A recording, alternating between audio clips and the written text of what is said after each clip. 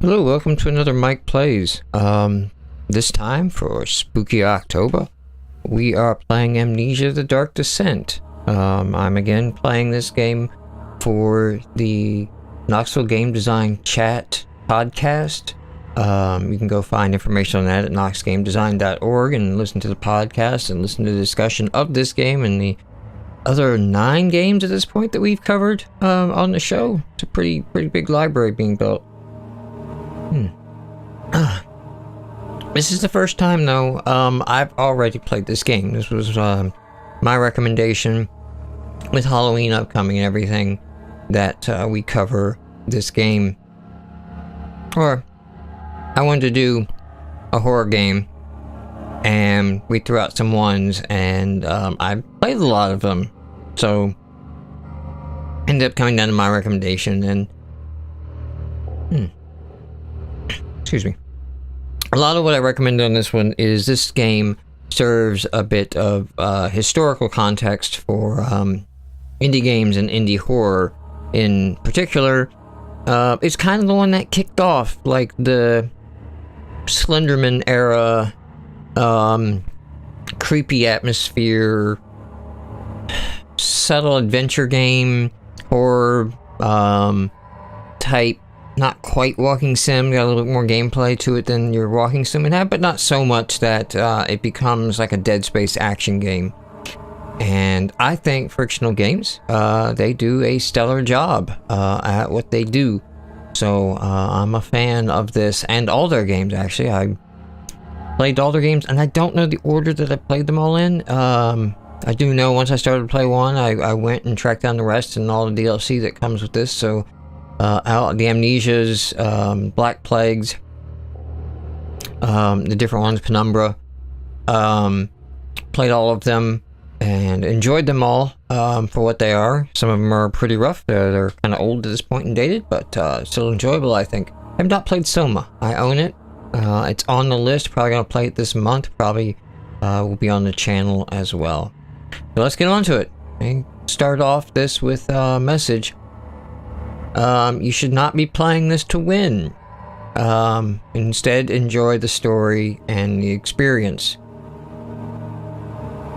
Don't worry about when to save. The game will take care of that for you. I think that's essential in a horror game, to take away the save mechanic and let the game do the saving. For one, you don't want to pull the player out of the experience. You don't want to rip them from like the tension and going into menus and save mechanics and rotating saves and all that. And second, you don't want them the option to undo a choice. You know, if choices are going to have context or meaning, or if I run through a zone and it closes behind me, I can't go, wait a minute, oh, I might have left some ammo back there, I want to go do that again. So if not completely taking it out of their hands, maybe a way to limit saves. I know the original Resident Evil had a thing with typewriters and ribbon, and you can only save so many times. It was a consumable resource in the game, so definitely something that's important to horror. Dangerous place and you're extremely vulnerable. Do not try to fight. Instead, use your wits. And this kind of message is important because the time this came out, there weren't a lot of these horror games that focused on not fighting. Most of them were take down the monster. So from my screen here, for me, I'm going to leave it set to right about here. The capture may be a little bit darker than this. I ran a couple tests, it seems okay. But the preview window, I guess in OBS, can be misleading. Alright. Enjoy the world. Create a profile. Name of the profile.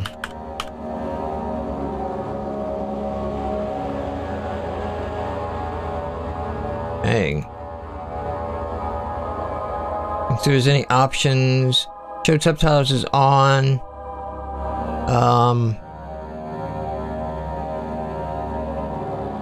I'll go ahead and turn that one on. Maybe we'll turn that off if it gets to be too much. Hints are in the game, sure. Death hints, sure. Crosshair can be helpful. Focus style icon, default. Got developer commentary, that's always cool. We're fine there. Try with the inverted mouse. Go ahead and double the sensitivity to start with on the mouse. Although I can play this with a gamepad apparently. We'll go keyboard and mouse to start, and with the gamepad later. Alright, that seems good. Start a new profile.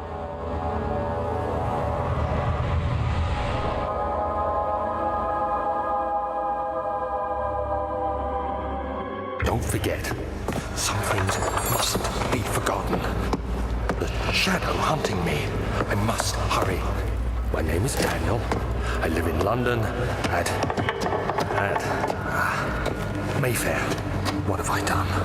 This is crazy. Don't forget. Don't forget. I must stop him. Focus. My name is... I am Daniel.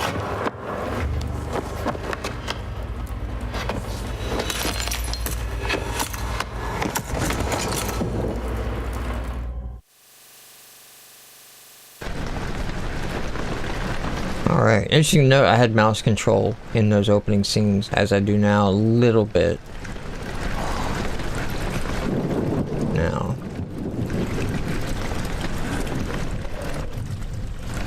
Alright. There we go.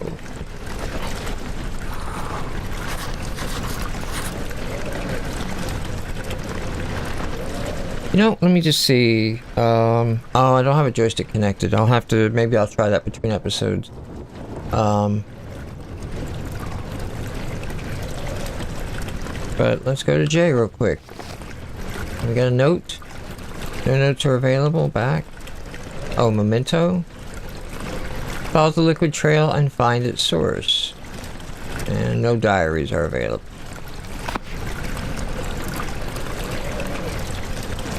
Mementos are just M. Okay. Most recent by N. Got it.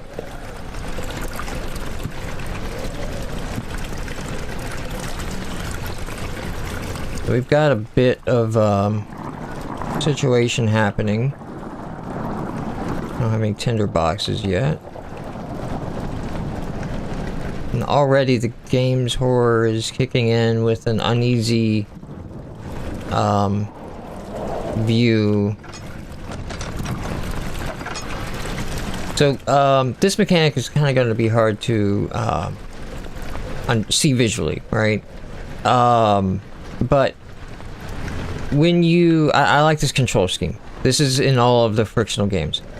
When you reach out and you have an item like that, you hold the left click, and now I've grabbed it, and now my mouse is moving the item. It gives a very tactile feel to it. I'm gonna go ahead and go my options, and we're gonna crank the sensitivity down a little bit. My high-powered gaming mouse has sensitivity boost on it already, so it might be a lot. Go ahead and pick up tinder boxes.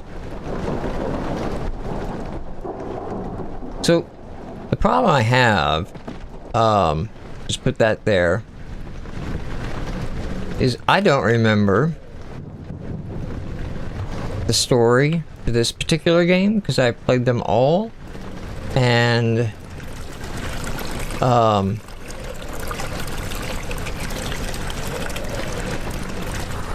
light this candle back here.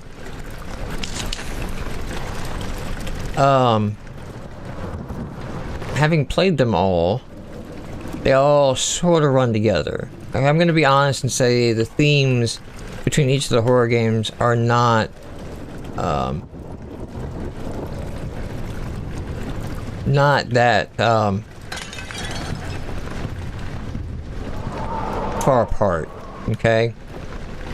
They're all similar in a lot of ways. I think that's good. They're sort of exploring a genre, you know. Again, they had a lot in the hand of making the genre. Okay, now I'm falling to my knees for a second.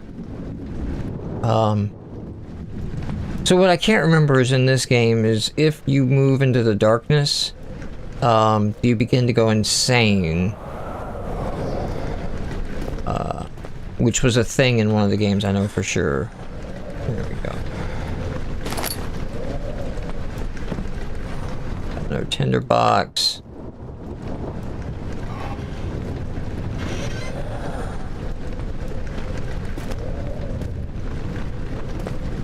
Creepy door that opened on its own.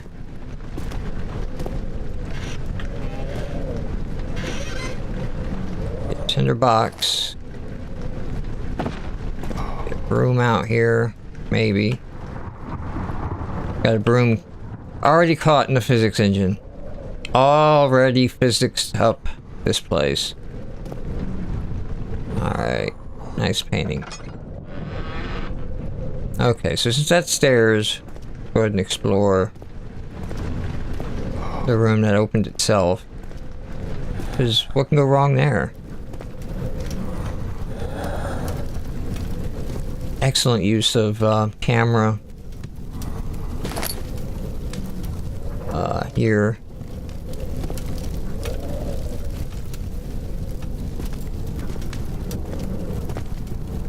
You know, with the slight tilting.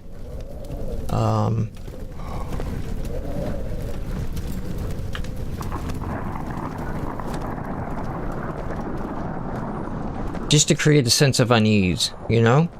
Like, it does a really good job at that. Let's close the door behind us, because we weren't raised in a barn.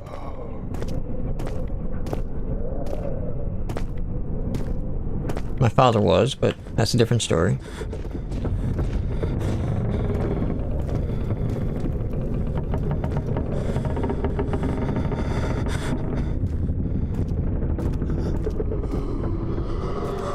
Nice atmospheric effects happening here.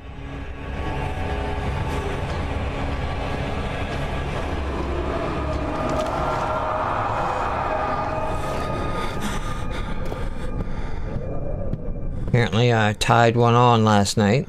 Still recovering from the effects.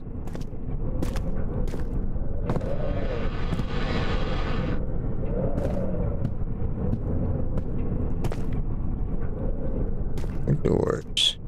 Can we knock these down? No? Okay. One of the games had a zoom view feature.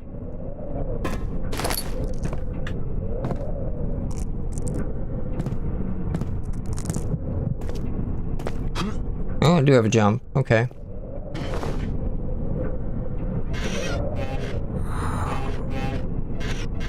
Come on.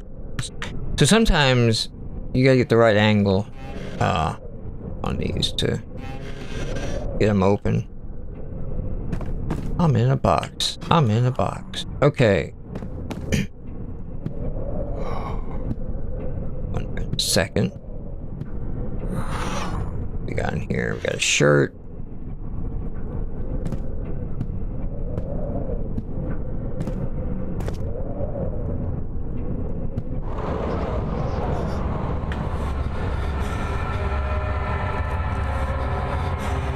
Okay, there we go. So there is confirmed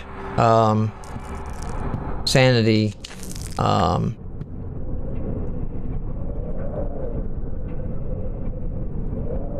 is lost in the darkness. So we have a limited amount of time in the darkness before we lose sanity completely. Not a new concept to horror games, sanity, for any of the players of any Cthulhu games.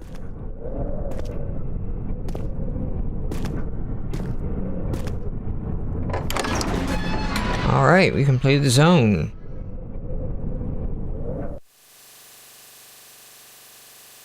Fragrant taste of rose lingered in his mouth. Turkish delights, he thought. I didn't know if the game was going to voice that or not. Go back to the hall we just came.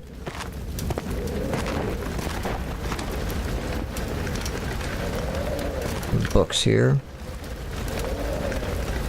Good book. There we go.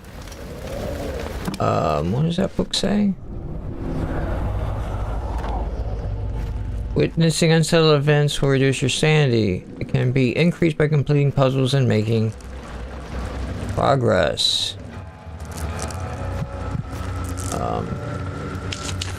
I take this torch with me? No.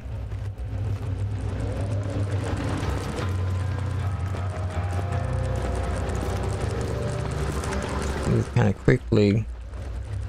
This room seems semi-lit.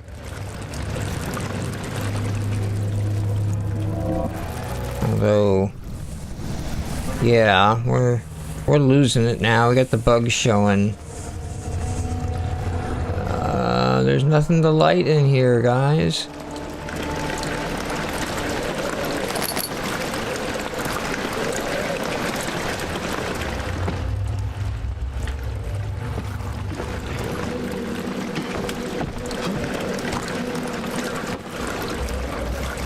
Some of the game will be around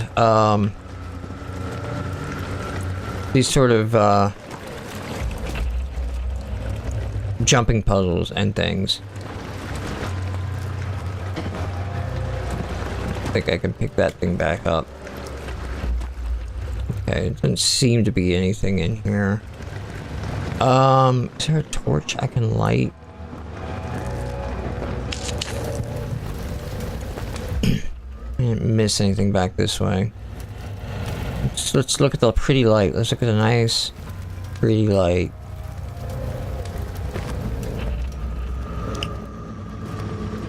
Everything's good. Everything's good.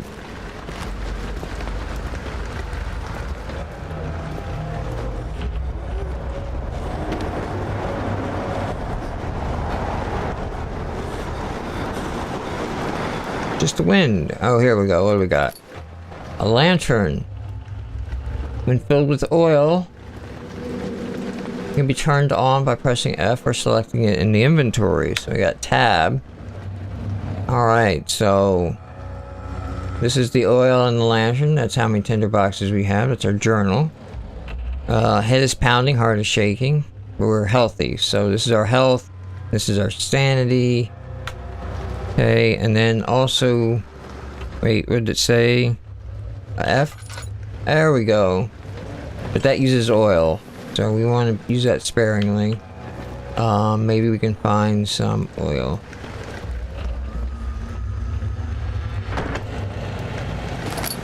Tinderbox. These are books. Maybe can find oil.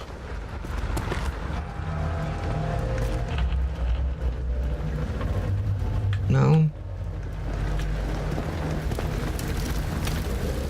Any oil around?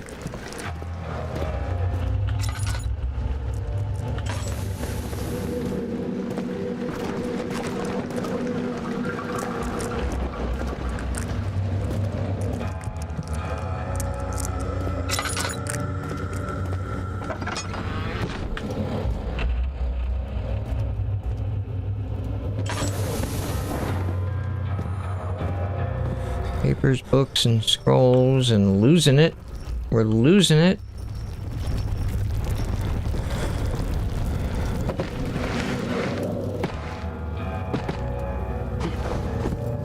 Wait, what's that? Is there something behind there? Nope, just seeing things, I think. Okay. I don't want to waste too many tinder boxes right at the beginning here.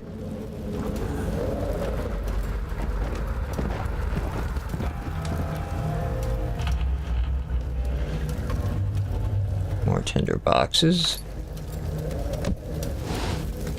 Rug, a broom.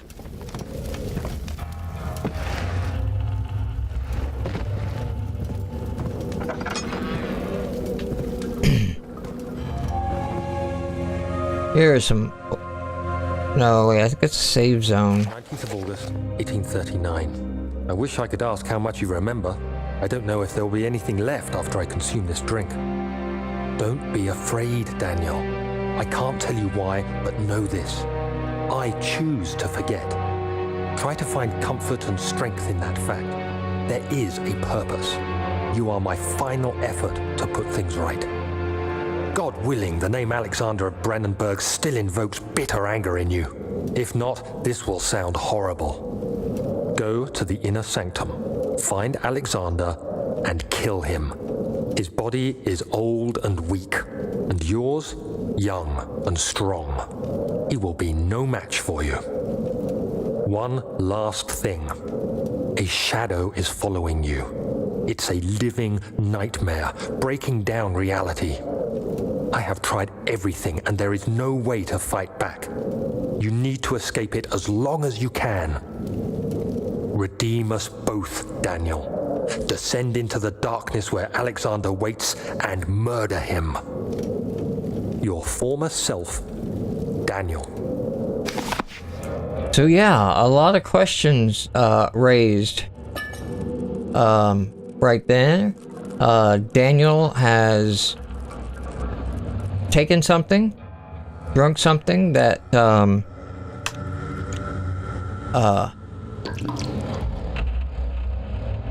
caused him to lose his memories.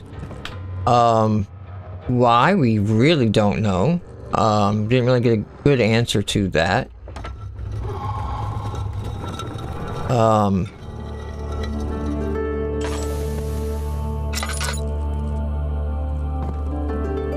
Okay, we just did that. Didn't seem to do anything, that lever.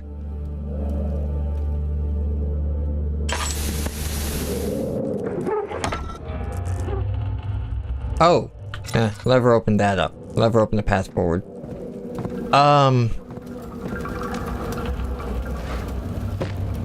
So, yeah. Something terrible went down. Or is going to go down. There's something chasing Daniel. And that things are bad enough that he wants us to hunt down this Alexander, kill him while avoiding the monster chasing him. And there's more enough to the story that he gave himself amnesia intentionally, which raises the question of can you trust even yourself? Alright, so we're gonna pick this up next episode. I'm gonna see if I get the gamepad set up between episodes just for my convenience.